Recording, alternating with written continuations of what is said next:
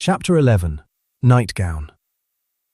We had lain thus in bed, chatting and napping at short intervals, and Queequeg, now and then, affectionately throwing his brown, tattooed legs over mine, and then drawing them back. So entirely sociable and free and easy were we.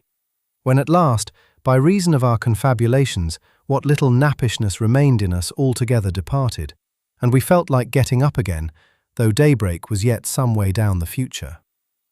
Yes, we became very wakeful, so much so that our recumbent position began to grow wearisome, and by little and little we found ourselves sitting up, the clothes well tucked around us, leaning against the headboard with our 4 knees drawn up close together, and our 2 noses bending over them as if our knee-pans were warming pans.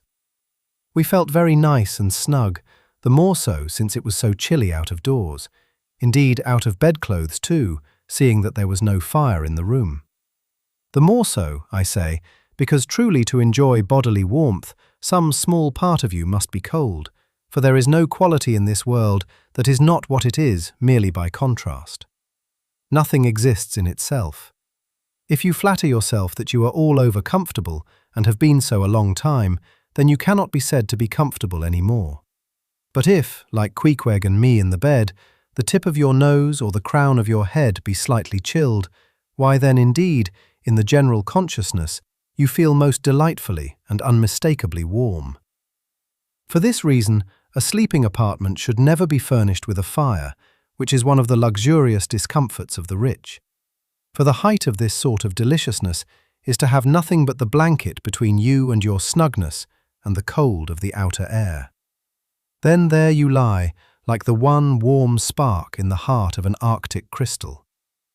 We had been sitting in this crouching manner for some time, when all at once I thought I would open my eyes, for when between sheets, whether by day or by night, and whether asleep or awake, I have a way of always keeping my eyes shut, in order the more to concentrate the snugness of being in bed.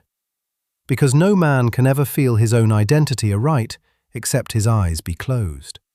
As if darkness were indeed the proper element of our essences, though light be more congenial to our clayey part. Upon opening my eyes then, and coming out of my own pleasant and self-created darkness into the imposed and coarse outer gloom of the unilluminated 12 o'clock at night, I experienced a disagreeable revulsion.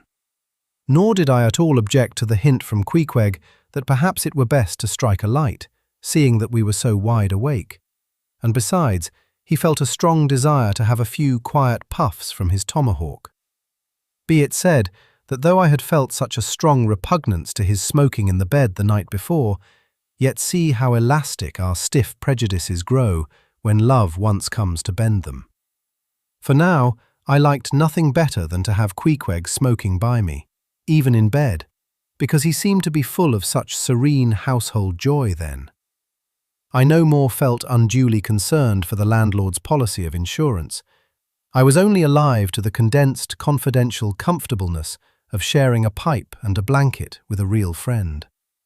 With our shaggy jackets drawn about our shoulders, we now passed the tomahawk from one to the other, till slowly there grew over us a blue hanging tester of smoke, illuminated by the flame of the new-lit lamp. Whether it was that this undulating tester rolled the savage away to far distant scenes, I know not, but he now spoke of his native island, and, eager to hear his history, I begged him to go on and tell it. He gladly complied. Though at the time I but ill comprehended not a few of his words, yet subsequent disclosures, when I had become more familiar with his broken phraseology, now enable me to present the whole story, such as it may prove, in the mere skeleton I give.